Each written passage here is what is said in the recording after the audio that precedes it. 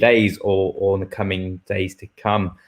And we're joined by a really, really brilliant lineup. So we've got Simon, Greta and Caroline, who I'll ask to introduce themselves individually to kind of take us through this hour and help answer your questions and share their experiences with us. So without further ado, I'll pass on to Greta, and then if each guest speaker can introduce themselves. Thanks. Hi, everyone live. My name's Greta McLachlan. I am a general surgical trainee, so registrar. I qualified in 2010 from Leeds Uni. Love Leeds. I'm currently working down just outside London, but for the last 18 months, I've taken some time out of training and I've worked at the GMC, Cleveland Clinic, London, and I'm currently on secondment working as part of the COVID response to COVID at NHS England and Improvement. But I have many a story to tell from being an F1 and lots to share with you.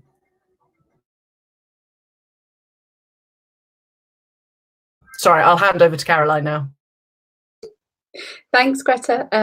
My name is Caroline Walker. I'm a psychiatrist and therapist by background, and I specialise full-time in the wellbeing of doctors. I founded The Joyful Doctor, which is an organisation which is completely dedicated to the wellbeing of doctors. And I'm just supporting a lot of doctors right now in the challenges that we're all facing through COVID-19. And similarly, I have a lot of stories from my own foundation year that I can remember as if it was yesterday, and it was 2004. So yeah, you're not in this alone. We are in with this together and we're here for you. So I'll pass over to Simon now. Simon, over to you.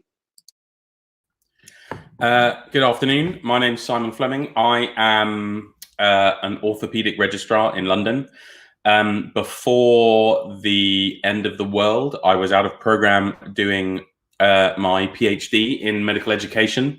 But I have returned to clinical training, but I'm actually part of the education team at London's NHS Nightingale, so supporting them in that way. In my spare time, I am vice chair of the Academy of Medical Royal College's trainee doctor group. So we represent all the trainees to the Academy of Medical Royal Colleges, where all the colleges and faculties sit. And in my spare time that I have from that, I do a lot of work around the world, really, around culture change, in particular around bullying, undermining, harassment, equity and diversity. And I qualified in 2006 and was the first year of what was then known as modernising medical careers. So I have all kinds of stories from being an F1. And I will now hand over to Cameron. Hello all, I'm Cameron. I'm a F1 doctor currently doing cardiology at Wickham Hospital. So I don't have quite as much experience as this lot, but I'm doing it right now. So I'm happy to answer any questions about the job at the moment. I've just come off some night shift, so I'm happy to answer anything about on-calls, etc.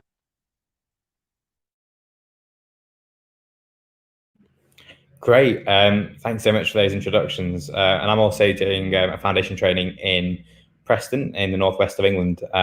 So happy to kind of share some of the experiences from my side too. We've already had quite a few questions come in, so I wonder if we start off with those. And for any medical students who might have joined, we're very happy to help answer questions from you as well. So please feel free to share anything that you might want us to chat about, or if you've got any specific questions. Okay, so let's start off with the first question. What are some key preparation that we can do before starting work? Quite a broad one. Any takers? I was going to say, I love this question. It is such a classic medical question of how do I prep? How do I make sure I know everything? How do I make sure I'm the perfect doctor when I turn up, which is something that we all want to be able to do and would have all thought of. To be honest, I think at this time, I would say just try to not stress too much about it. I know that's really easy to say and really difficult to do. I think particularly if you're starting on Monday, just enjoy the weekend. It's meant to be nice weather if you've got a garden or a balcony or something, or just make sure you're going out for a long walk and just enjoy the last 24, 48 hours that you have of not being a doctor, as it were. If you really do want to do some prep, then I would read up on I can't remember the name of it now. I just want to call it the cheese and onion, which isn't the Oxford Handbook. Handbook of, yeah. Yes. Read up on medicine. Yeah. And have a look at some of the emergency presentations. COVID's going around, so do you know how to read a chest X-ray? Maybe some stuff about respiratory. I think particularly at this time, you will have so much support around you that you're very unlikely to be in a situation where you're just on your own. So I think that's really important to remember. I'll hand over to Cameron actually, because I feel as though you're the closest to that.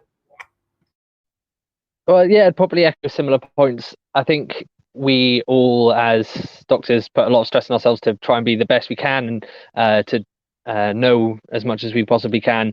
But I think it's important to remember that just starting the job now, we are just F1s. We're not expected to know everything. Everything we're doing is under supervision. So you're not expected to know the doses of niche third-line medications. As long as you can simply assess patients, do your A to E's and be safe, that's all that's going to be expected of you. So don't try and put pressure on yourself to be the perfect doctor just yet. It comes with time, it comes with practice. That's why we have these foundation programs, these training programs. And even when you get to consultant level, you're still learning every day on the job. So try to take that pressure off you at the start. No one's going to be expecting that much of you too early.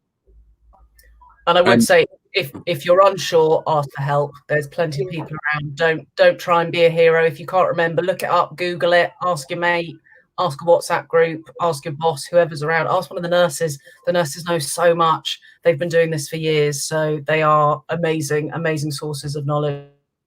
From a wellbeing perspective, I think the number one thing you can do to help yourself through these early weeks is to stay connected to your normal support network, so your friends and your family, as much as is possible. And keep in mind and have on your phone or in your notebook the 24-hour text support line. You can text frontline to 85258. So if you're just having a meltdown, crying in a toilet or a cupboard, or, you know, it's okay. We've all been there and it's all right. There is help out there for you. So please remember, text frontline to 85258. There's some great telephone lines and supports on the Practitioner Health website as well. If you just Google Practitioner Health, there's a whole COVID wellbeing page that's got loads of access to free therapy, online drop-in doctors' rooms, all sorts of things, free apps, those NHS discounts, there's all sorts. So yeah, you're not alone. If you're struggling, please know that there's help out there for you. Caroline, that was a really important point. Do you want to tell us a bit more about the Practitioner Health service for those that don't know too much about it? Sure, yeah. So Practitioner Health is a free and confidential service for any doctor in England. Any doctor in England can self-refer for diagnosis, treatment and support with mental health conditions. But at the moment, they've teamed up with loads of other organisations, including Health Education England and NHS England, to provide much more comprehensive support for all frontline staff. So there's a telephone line you can call from 7 a.m. to 11 p.m. every day. There's the tech service 24 hours. There's much more wider access to like one-to-one therapy.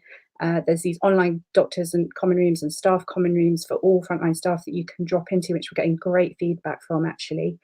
So, you know, at the end of a shift, if you're struggling or on a day off, you just want to connect with other doctors and just kind of share all the experiences you're having or the worries. Those are really, really great supports. It's fantastic. So I just go practitionerhealth.nhs.uk. There's a clear link to the COVID wellbeing page and all of their resources and everything are on there. So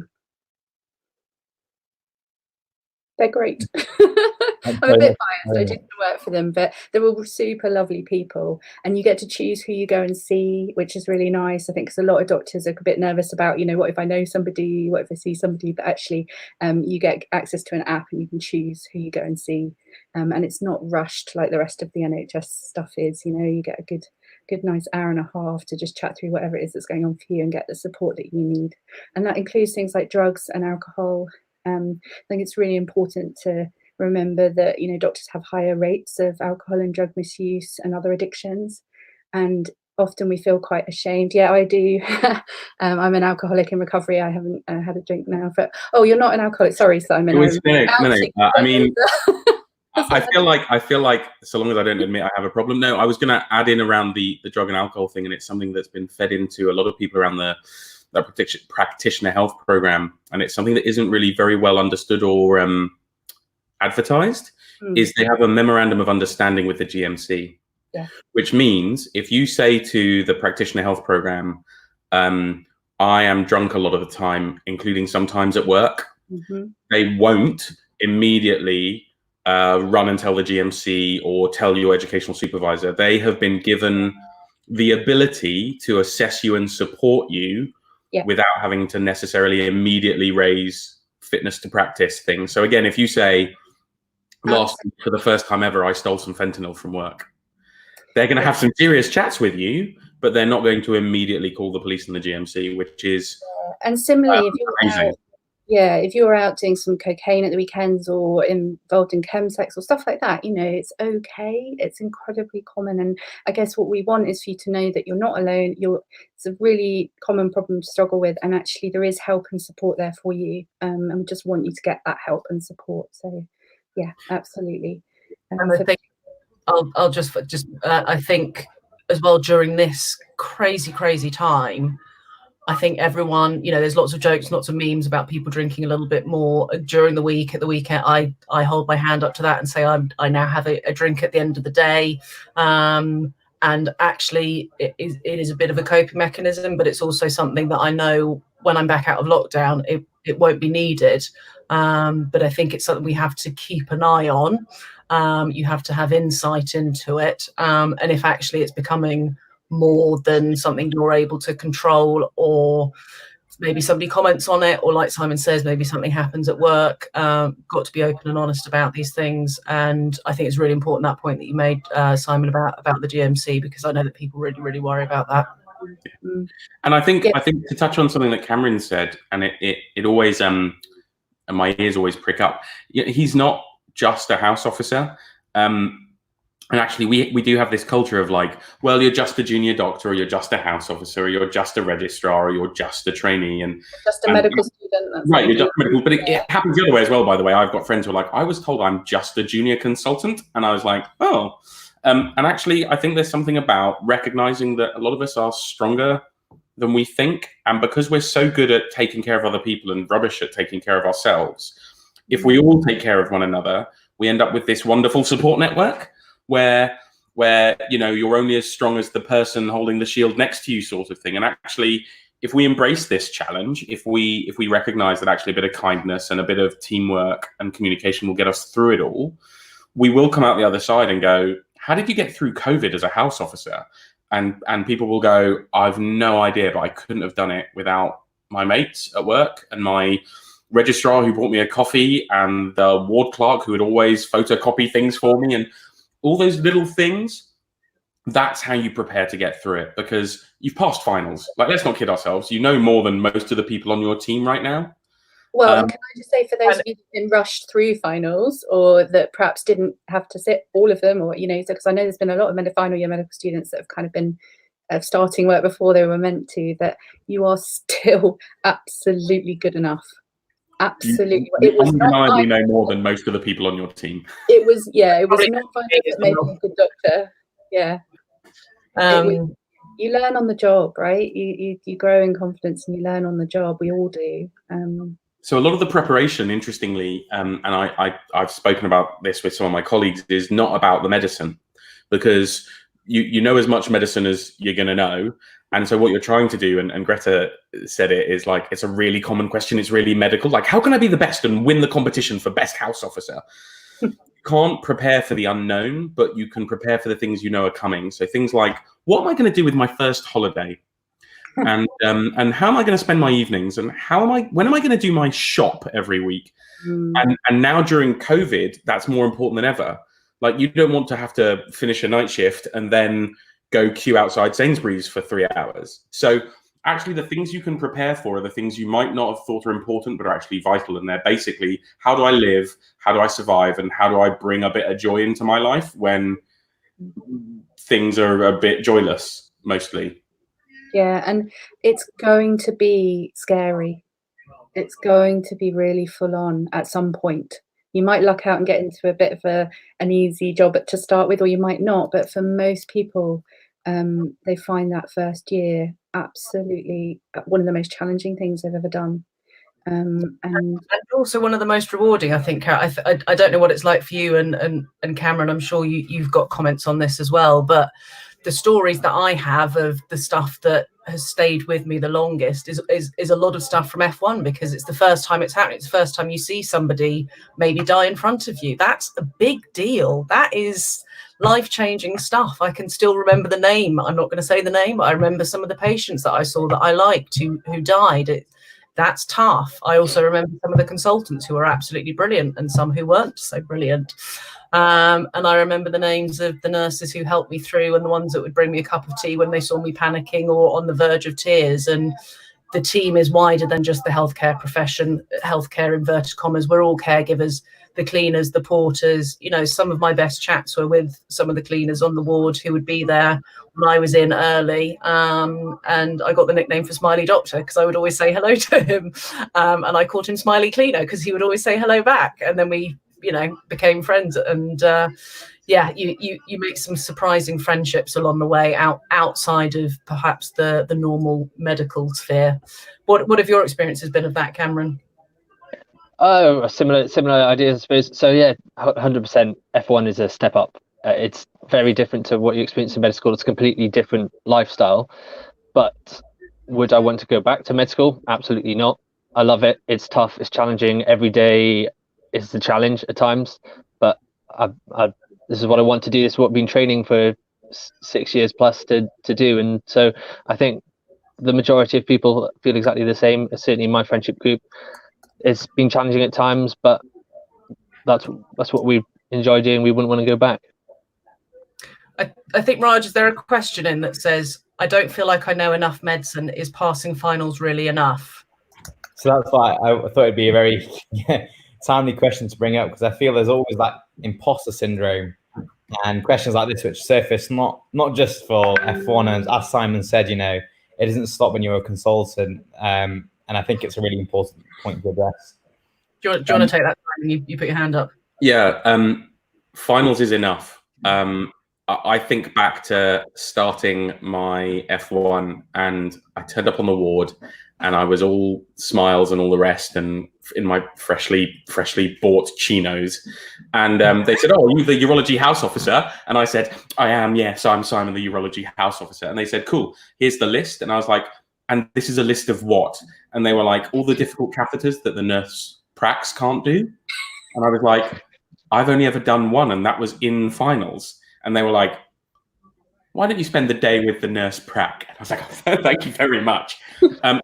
Finals is there to give you a grounding in the basic principles of how to be a good doctor, how to communicate, how to gather and give information, how to examine, how to see someone and have your medical spider sense go, "That's not right," or "That's okay." And hopefully finals has also given you a grounding in knowing what you don't know. So when to go, it's time to phone a friend. The great thing about medicine and the crappy thing about medicine is you will never know enough, because it will always change. It will always be updating. So long as you are organized, so long as you are open, so long as you prepare as best you can and are not afraid to admit when you've made mistakes or don't know the answer, finals is more than enough, because finals is just there to give you the basics. It's like saying, is a driving test good enough to prepare me for a lifetime of driving? No, of course not. It's to stop you getting into a car and immediately having a crash. A lifetime of driving will hopefully make you ready for a lifetime of driving. And Greta said it. It is about knowing when to go, help. And certainly I'm now a registrar at the latter end of my training. But I can still remember what it was to be a more junior doctor. And I think about it. And when I have colleagues on night shifts or on calls, the first thing I say is, "Here's my number. If you are thinking about calling me, call me." Yeah. I would rather know and give you a 5-minute training session on whatever, or say, "No, this is what we do," than not know and get the phone call 2 hours later going, oh my God, oh my God, oh my God, oh my God, oh my God, somehow they're on fire. It's just better to phone a friend early and go, oh, I didn't know that. They won't be annoyed. They won't be angry. At most, you might get an eye roll because it's, new doctor season, but that eye roll is only because they're remembering how bad they were when they started. I would slightly follow up on that, Simon, and say there will definitely be some regs and some consultants who, no matter what level, no matter when you call them, even if it's 3 o'clock in the afternoon, may just be not particularly nice. We may not have got them on a particularly good day. We are much, much better than we were. I was totally working up to that. Yeah, we've still got some work to do. And if someone is mean to you or isn't perhaps as receptive as you think they might be, then take a breath. It's not about you, it's about them. If they've given you the information that you need, that's all you need for the time being. And I think if there's a persistence in that behaviour, then I think Simon can give some good direction on what to do. But again, I've done it. It's the middle of the night. I've been called 3 o'clock in the morning. I'm slightly grumpy and snappy. I then apologised a couple of hours later because it's 3 o'clock in the morning. I'm slightly grumpy and snappy. But I think when you have a relationship and a rapport with your team, most people will pick up when that's you just maybe having a bit of an off day rather than it being a persistence. So just keep that in mind and keep check of yourself as well, because you will have juniors, medical students, maybe some trainee nurses, some trainee AHPs who will see you as the doctor on the ward, and they will come to you asking questions. So be aware of that and that change in... Is it authority? Is that the right word? Maybe change. It's power. It's power dynamic. Yeah. And what I would say is, without going into a whole hammered out TED Talk spiel, your first year as a doctor, Greta's absolutely right. You already have power, but also very rapidly you'll be an F2, and then you'll suddenly be an ST3, and very quickly you'll be old like me. And what I would say is the best time to start role modeling is today.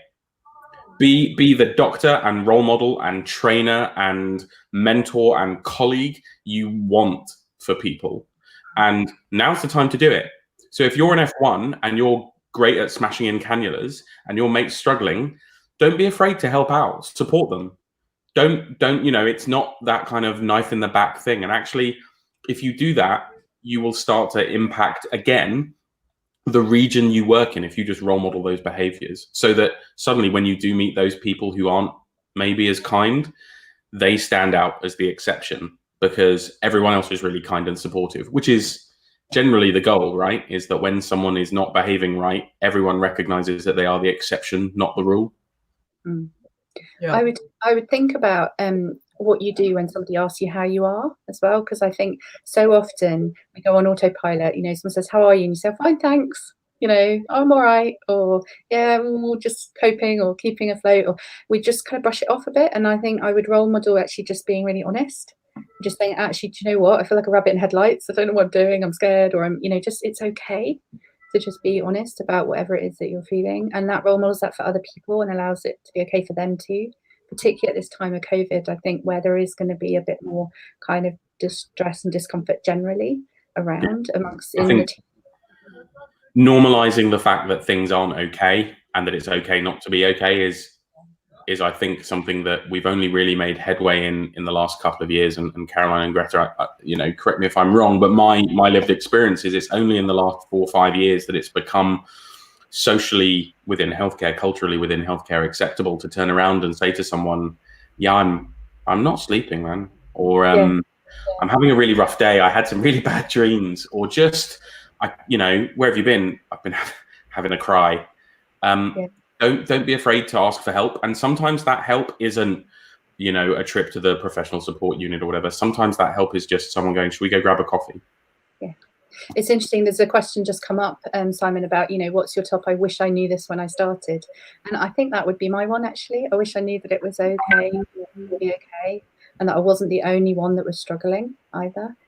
Cameron, I don't know if you've got any thoughts about what you wish you knew when you started. It's I don't know. That's put me right on the spot there. I do have actually a comment about going back to that power dynamic idea, where I think that's probably thing that took me, well, I'm still struggling to get over that as an F1, is that idea that people are turning to you for advice now.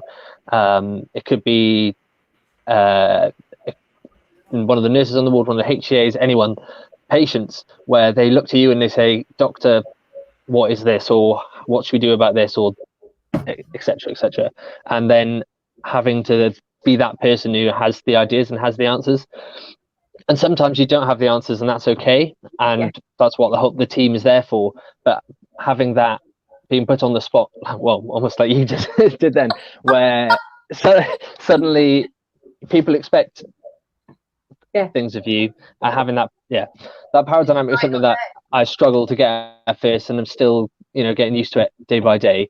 And that's one of the things as an F1 is probably the biggest step up compared to I'm probably worse now in terms of medical knowledge, in terms of my examination skills, but that dynamic within a team, that understanding of who you are within a team, that's the biggest learning point for me.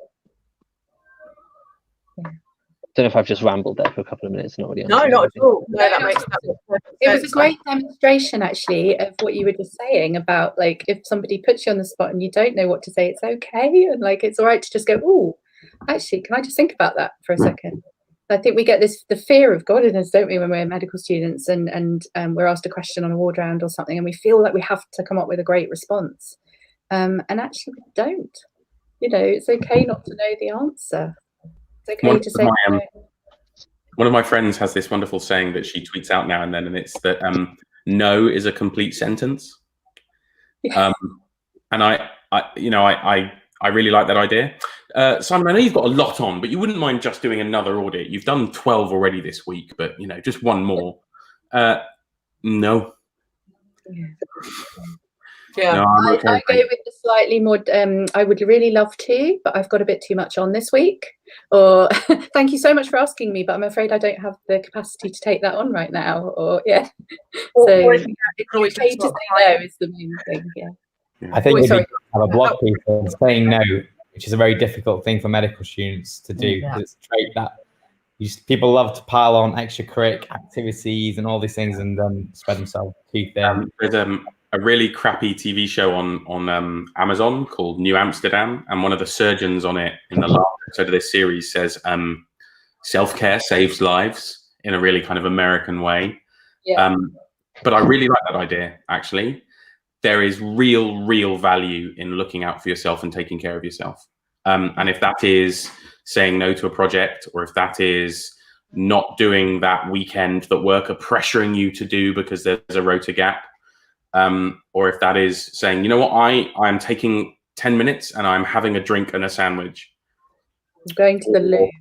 Yeah, I'm going to the loo, or I'm booking my annual leave because I want to and because it's mine. Actually, we know now that kind of self-care, which isn't a lot to ask, it's basic, like human rights stuff, will make you a better doctor. And I think given that we're talking about becoming foundation doctors in COVID-19, I think it's really important to stress that you don't actually have to do the job that you're being asked to do. And I don't think many doctors realise that. I think a lot of doctors think if they're being told they have to go and work in this place and do this job, that they have to do it. But if you have a reason that means it's unsafe for you in terms of your mental or your physical well-being to be exposing yourself to that level of risk or that level of trauma or that level of stress or whatever, then we can help you.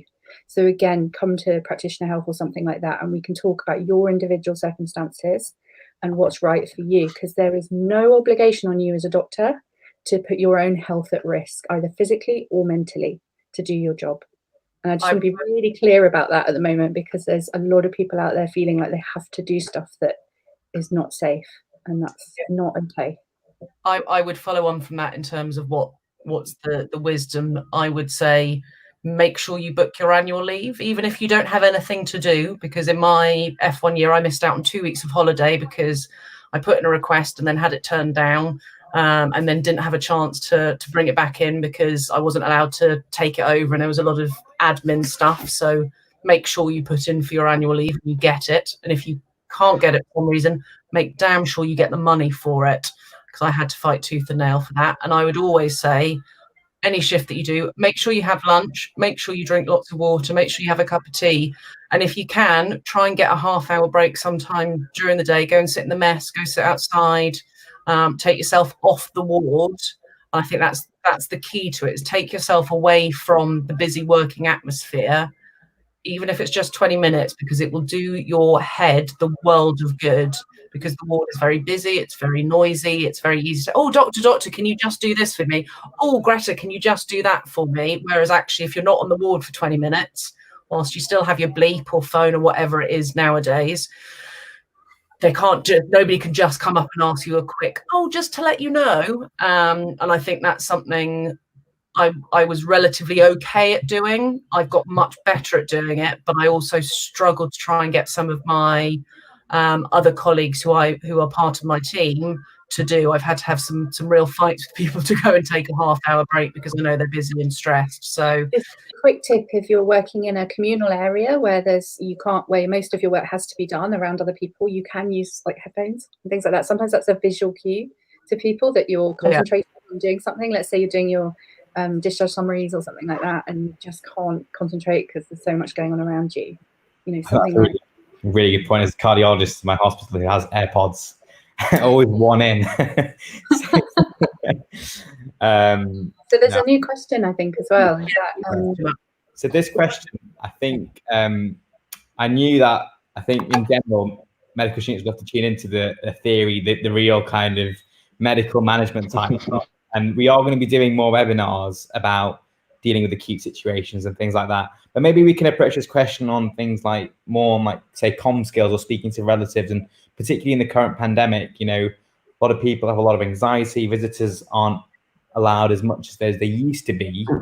Maybe dealing with some of those types of those queries. Because I mean, I regularly get asked to speak to relatives about patients, particularly in the current pandemic, you know, especially there were some difficult situations where actually a patient may be in hospital being treated for something not COVID related, but then has exposure to COVID maybe through a neighboring patient, and then they have to get tested. They might need to be moved to an amber ward, and that does bring more complexity to things, and explaining rationale for why they might not be able to go home, why they have to be tested again. It can be quite difficult, particularly if people can't meet. And I think physical interaction is that human touch is really important. And with relatives and friends not being able to visit, things like video calling obviously are really, really welcome, but not all trusts have that. And looking at demographics as well, the more elderly population may not have access to things like that. So it'd be good to have everyone's thoughts on kind of dealing with some of these scenarios for the incoming F1s. We should start with Cameron on this because he's the freshest, I think. So I think we all think in an ideal scenario, these tough conversations that you're having wouldn't be done by an F1. I wouldn't expect an FY1 coming in to be having these sort of conversations at all. But unfortunately, these difficult conversations are happening more and more, and especially over the phone now because families can't come in. So usually if you're delivering any sort of difficult news with families and patients, you'd have them all there around you. But now suddenly you're doing this over the phone, and sometimes it comes down to the F1, it's happening out of hours. So not this morning, the morning before, at the end of my shift, I had to ring a wife of a patient to tell her that her husband had probably minutes to live. It's not something I wanted to do or enjoy doing. It's not something that you necessarily expect that you are going to do, but sometimes these scenarios come about, especially, as I say, now more than ever. I don't think that as an FY1 you'll be doing anything like that. There's always going to be a team around you that will be able to help you and support you with that if needs be. And luckily, to be honest, if I needed it, I had a team around me as well to step in and help me out if I needed it too. I think tips for doing these things, we learn about it in med school, we learn about comm skills, we practice comm skills sessions. They're very difficult to actually recreate the scenario itself. all of you are going to have amazing comm skills. You've got through all these exams up until now. A lot of it is going to be common sense, and you may not get wording right every single time, and that's absolutely fine. And you can debrief and chat to friends about it afterwards, and about how it went, reflect on it, what you could have done differently. It's all a learning process after all. Yeah, I don't know what more to add from that. I don't know if someone else can help me out. Well, I just want to say, Cameron, I'm really sorry that you had that experience of having to make that phone call, because that is incredibly difficult, And before we're doctors, we are human beings. And actually having to tell another human being that the person that they love most in the world is about to die is a very, very difficult thing to do, whether you're a doctor or not. And I think it's about, for me, it's about giving yourself permission to stay very human in those moments. We'll all have our kind of checklist in our head of the things that we need to get across, or the things that we want to communicate. But actually, I think the most important thing is that we stay human and kind and compassionate, and just acknowledge that this is a really awful thing that's happened. And the second thing I would say is, don't do it on your own. So let somebody know you're about to make this really difficult call, or let somebody know you just made that difficult call, and talk it through, share it, because these are really tough things to expect of any human being. And I think it's important we don't hold that on our own. So let somebody know. And, if you need a hug or a cup of tea or whatever it is, or to have a little cry or something, it's okay. So it's really hard. Yeah, it is. And unfortunately, we're all going to have a first time with it. It's a matter of the job, and we're all going to have a first time, and it's not going to be perfect. You can't expect yourself to say the exact right words at the exact right time. But I think because in general we tend to be perfectionists, we'll come out of that conversation saying, "Oh, I could have done that better," or "This didn't go so well," and think of the negatives more than we think of the positives. And actually, that family member might be very happy with the outcome and how the conversation went. And I think that's all part of the reflection process afterwards, is realizing. Yeah. And we might well be perfectionists, and we might want to get it right and reflect on it and think, how could I have done that better? But we're also just really nice people generally, and we're really compassionate. And I think if you can just somehow let that person know on the other end of the line that you're with them in this really awful moment, that speaks more than, well, it speaks volume, I think. So it's about, I think it's not trying to hide behind the armory of well, I'm the doctor and they're the patient, this is the relative, and I'm going to tick list what I'm going to say to them. And because there's a lot of breaking bad news communication skills stuff taught in medical school. But actually, I think we just got to remember that this is a person and you're a person, and it's okay. Yeah. I would say that having been on the receiving end of breaking bad news in recent times, and it's very easy to slip into the patient relative role. People even in an anxiety or traumatized state can smell bullshit. Yeah. And the most important thing you can do is just to be honest and authentic. I remember being at medical school and someone was teaching me how to feign empathy. Oh. And, you know how when you do resuscitation, you do a head tilt chin lift? They said for feigning empathy, you need to do head tilt eyebrow lift. Yeah.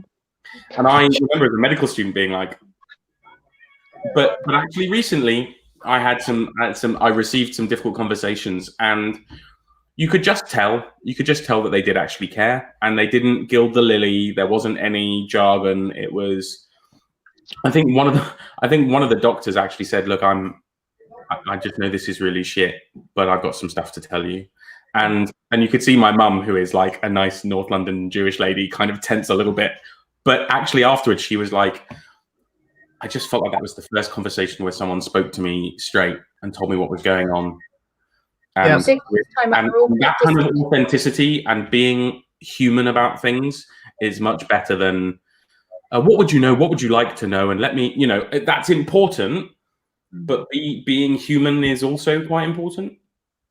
And you're also, you're going to get asked a question that you could never prepare for, that a relative or somebody, for whatever, something completely random and out there that you probably have got no idea about. And I think, like I say, that honesty is is really, really important. If you don't know, say, I'm really sorry, I don't know, but I will try and find out for you. But you have to make sure that you get back to them. If you say you're going to try and find, even if it's to get back to them and say, really sorry, I don't know the reason, or whatever the information is that either they want, or maybe they want some reasoning for things. Honesty and authenticity is by far the best thing to do. And like Simon says, I've been on the end of it as well, and you just know when people are not telling you the truth, and maybe it's easier for us to spot because we're medical professionals, but I think most people know when they're being played the fool. And when you get it right, it's one of the most rewarding things. So I was a house officer on a gastroenterology, primarily liver ward, but we had someone there who was dying of liver mets. And he asked me, after I told him that he didn't have very long, if there would be any way to smuggle his dog onto the ward and a bottle of scotch. But that was his dying wish, and his family were around, and his wife was there, and his daughter was there, and they're all crying. And I was like, I don't know, but I will try and find out, which is like the standard customer services answer. Like, I don't know, but I'll get back to you. And we made it happen that evening. We smuggled his Labrador in with a bottle of single malt. And the next day, all the patients, most of whom were detoxing alcoholics, were like, I swear I hallucinated a Labrador last night and I could smell whiskey. And everyone was like, no. But afterwards, his family came onto the ward like a week or two later and just said, we'd all like to thank the team, like the nurses and the doctors, because we know that will have meant the world to him before he went. And literally, I had no part to play except I passed the message on to the nursing staff who helped us do it. But like, when you get it right, it's what we're there for. Yeah, we can't make the shit days we can't take away the shit days, but if you do it well, then sometimes you can make it just a smidgen less shit, or just not quite as horrible. And I think that's when you get the most reward from it, or at least I do, is when you really feel like you've made a difference for that. What is a job to us? What is a day in the life of us working? I think that's a really, changing episode for your patient. And you can't stop people dying. You can't stop people getting cancers or having horrible accidents, or having an operation that maybe doesn't go quite according to plan, or finding something else. But the way in which we as professionals deal with it, and the way that you as professionals will deal with it, and how we communicate, it is all about communication and rapport and just learning. I the last couple of years got it horribly wrong recently. I remember it. It still makes me get that sink that I got it quite so wrong. But I've learned from it. I reflected on it with the other people that were present there. And again, sometimes you just don't know which way it's going to go, and a family might react in a completely different way. But I think as long as you're authentic and honest to yourself and to them, that's the best you can do. And can I pick up on what you touched on, which is that we don't talk about this enough at medical school, certainly, but you're going to make loads of mistakes, like tons of mistakes, daily, hourly, and it's okay. Yeah. Anyone who tells you they don't make mistakes is out and out lying. Yeah. And it's okay to make mistakes. It's okay to fail. It's okay to get something wrong. And you will, and everyone does and will. And again, if you're in a good environment and a healthy culture, you will be supported to learn from that.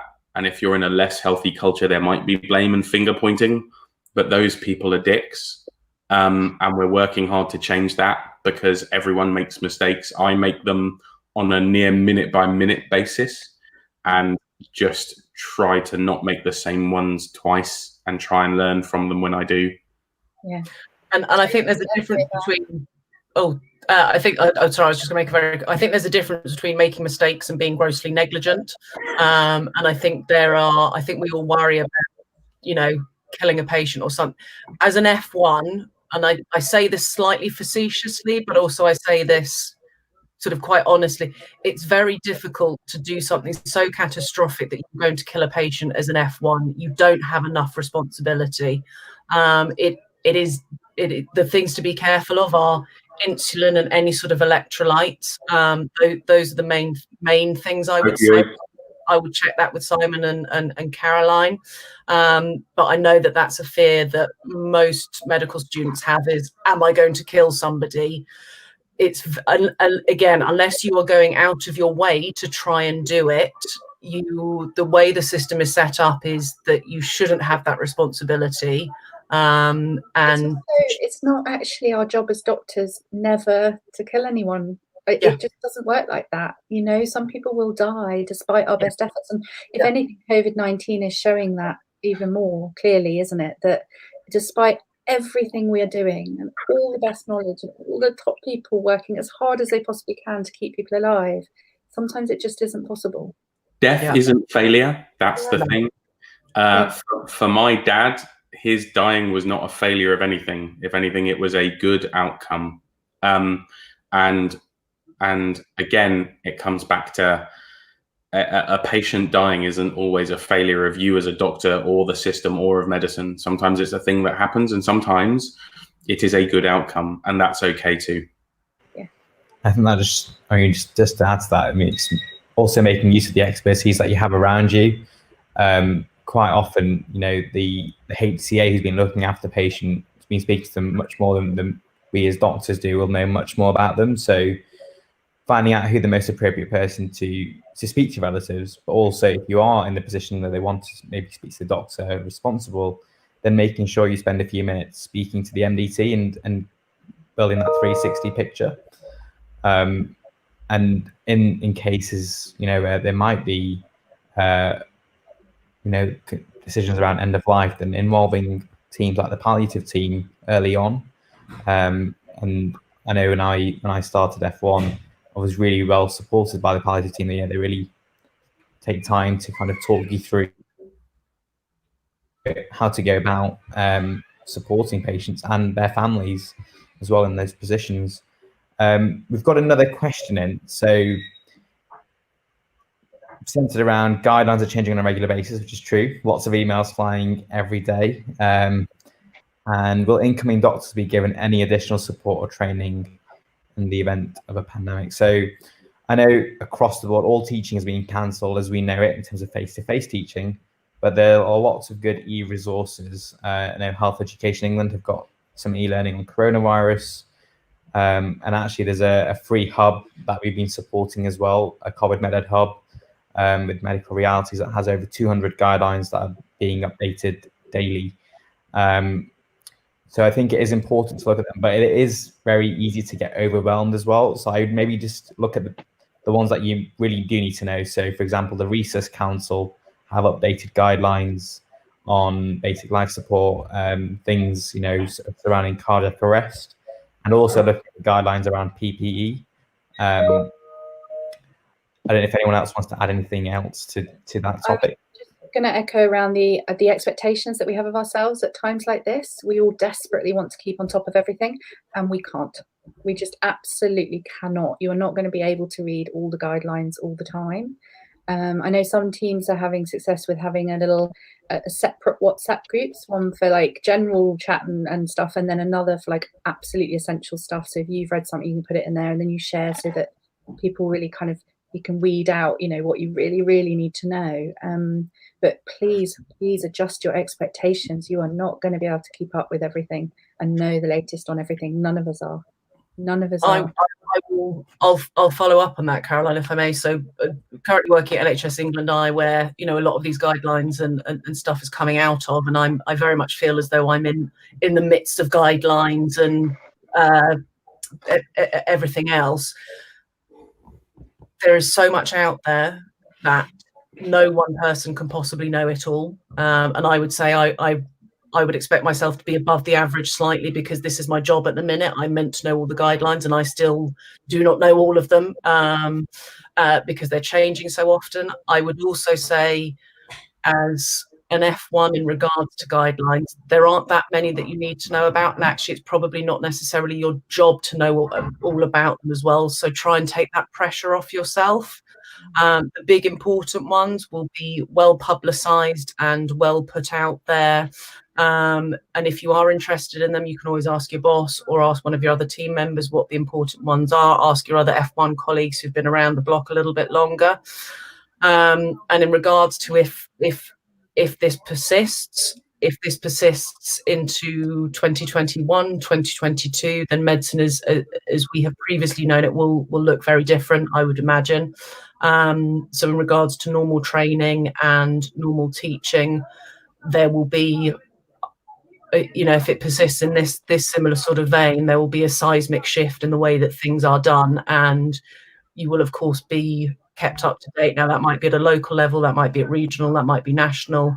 All of these different levels will be putting out different things, but you will be informed of it, mostly likely through your local deanery or the region that you are training in. So Kent's are in Sussex is mine. We get regular communications about stuff changed or new expectations on us. So try not to stress about reading all the guidelines. Send yourself insane. I think this question is quite similar to a lot of the other questions we've had today, actually, and I think a lot of it's being driven by fear and anxiety, right? Which is really normal when you're about to start your first job as a junior doctor in whatever circumstances, but particularly in the middle of a global pandemic. There's a lot of fear and anxiety. It's really, really normal, and it's okay. It's going to be okay. You are going to be okay. There's support out there for you, and we know we're getting very, very clear guidance, and loud and proud, from the GMC, the BMA, all of the Royal Colleges, that you are going to be backed up if stuff is going wrong in these extraordinary situations, because it just isn't an ordinary time right now, so if you don't know the latest guideline and you make the slightly wrong decision because of it, it's okay. We're human. We're doing the best we can, and that's all we ever have to do. And I think Caroline has hit the nail on the head there, because really the two main emotions in our profession at the moment are either a fear and anxiety picture, which is understandable, right? We're all going through some kind of trauma one way or another, or the grief reaction. And people are grieving for what they've lost. And whether that is their elective, or that post-final summer, or that ability to shadow and work out where the toilets are and who makes the best coffee and all that sort of stuff, whether it's for the plans you had or any of that sort of stuff, people are grieving. And a lot of the questions today have come from either a place of fear and anxiety or a place of loss, a place of, I'm not ready yet, this isn't fair. And again, you see that grief cycle, right, of kind of grieving, and then denial, and then you get some anger and some negotiating, and what Greta said, right? If this goes on much longer, we will all have to come to acceptance that this is the world we live in now, and just like the specialist associations and colleges are already putting out guidance of like, this is what elective surgery might look like for the next 6 to 12 months, or this is how you do cancer follow-ups. People are starting to go, this is a thing that's probably going to impact healthcare, even if even if we don't have another surge, even if the worst has passed, which we don't know, this is going to change your F1, your F2, and probably a little bit of time after that too.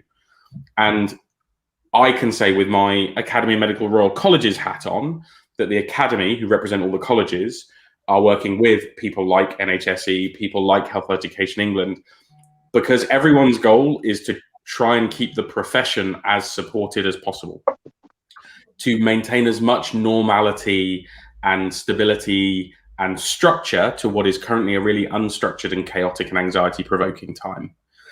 That won't always be what people want. It might not always look like something we're used to or okay with, but you have to believe that there's people like Greta, like me, like loads of people sat in offices in front of laptops going, yeah, but how do we support our colleagues?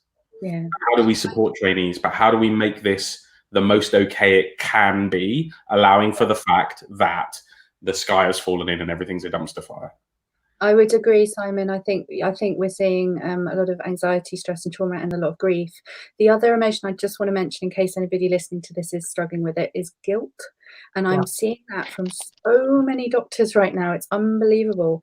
So it might be guilt that you're complaining because you've missed your med school, your holiday or something when other people are dying, or it might be guilt because you can only work part-time, or maybe it's guilt because you're enjoying your work when something terrible is going on around you. But I'm seeing a lot of guilt as well. So if that's something you're feeling, please know you're not alone, and that comes from a really good place of just being someone that cares and wants to help others. I will say, Caroline, you've put the nail on the head. The group of fellows that are working at NHS England that are fabulous. A lot of us have had conversations about, should we have gone back to clinical practice? We were on leadership fellowships before this for this year, and a lot of us made the choice to go to NHS England as part of the response, and to look at the sort of the strategy, the guidelines, etc. I still have a lot of days where I think, oh, would I be doing more if I were at the Nightingale? Would I be doing more if I was back at the hospital that I was working at? But I'm in a place where I think we are doing very good work, and from my own personal set of circumstances, this is the right place for me to be at the time. But again, it's very normal to have these doing the right thing. Am I being the most effective that I can? And again, we're all medics, so we want to make sure that we're being the best that we possibly can be. And actually, I think even if I was on clinical, I'd be wondering if it was the best place for me to be. Should I be in the hospital that's the busiest and is having the most surge, because that's where I'd be the most good at, because I'm so amazing and wonderful and I can save it all? Well, we all need to sort of check ourselves slightly and actually realize you need to be where you need to be at that point, and that's okay. And if you do feel guilty, that's completely normal. You're not alone. I've told you, even if it's just you and me, we're feeling guilty together, it's okay. But I can tell you it's not, because I know there are other people out there. I think we're coming to time, aren't we? We've just got a few minutes left, and we've had a few questions that I thought I'd quickly just share. So one was about occupational health, and I think that's really important, particularly what Caroline touched on earlier. It isn't mandatory to be on a Foundation Year 1 interim placement.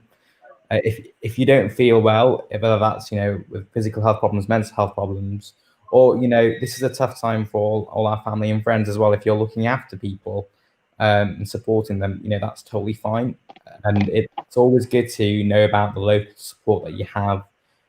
All foundation programs now have good local support, and they have people in positions. If that's not helpful, then obviously there's national things that we've already shared.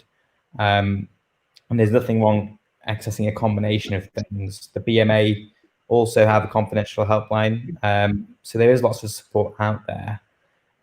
We did receive a question from an aspiring medical student, actually, on what medical school they should choose. And we'll be running a webinar on that. So we've got Bart, Leeds, Cambridge. Leeds.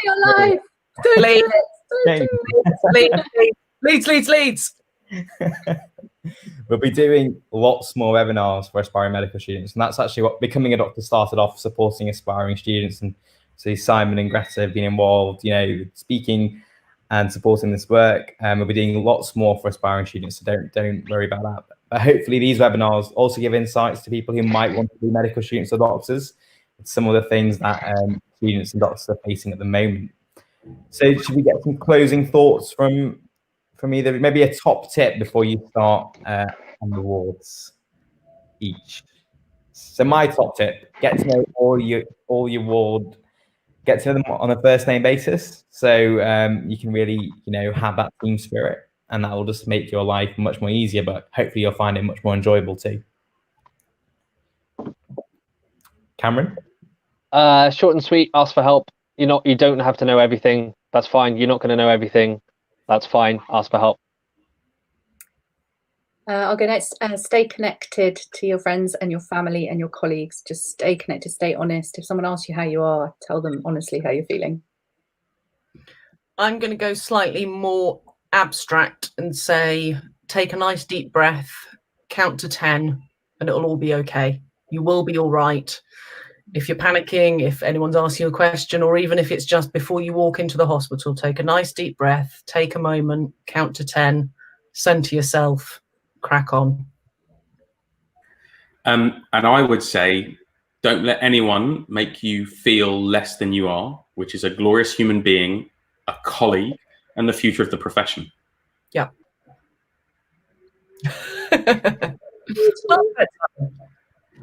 Great. Well, thanks so much again to everyone for joining us. If you've got any other comments or any thoughts, please feel free to share them with us on social media or email us. And we're really looking forward to running more webinars to support you. And thanks very much to Cameron, Greta, Simon and Caroline for joining us today. Hopefully you can enjoy the next few hours in the sun and get that vitamin D.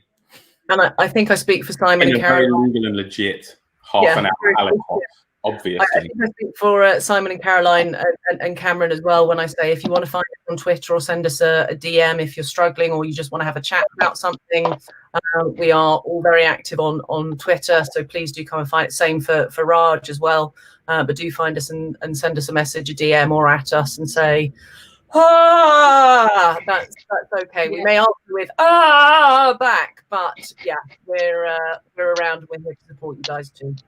Absolutely, you can find all my stuff as Joyful Doctor across all the platforms. So yeah, please do get in touch. You're not alone. I am literally everywhere on social media. Come and find me. Yeah, Simon never leaves his Twitter alone. So. You don't need Simon, you tweet him. If you want Simon to review some page, you just tweet him. He's an author. He won't be that much help, but... Yeah. I could do joined up handwriting. I'm a really high functioning orthopod. Oh, that's a great.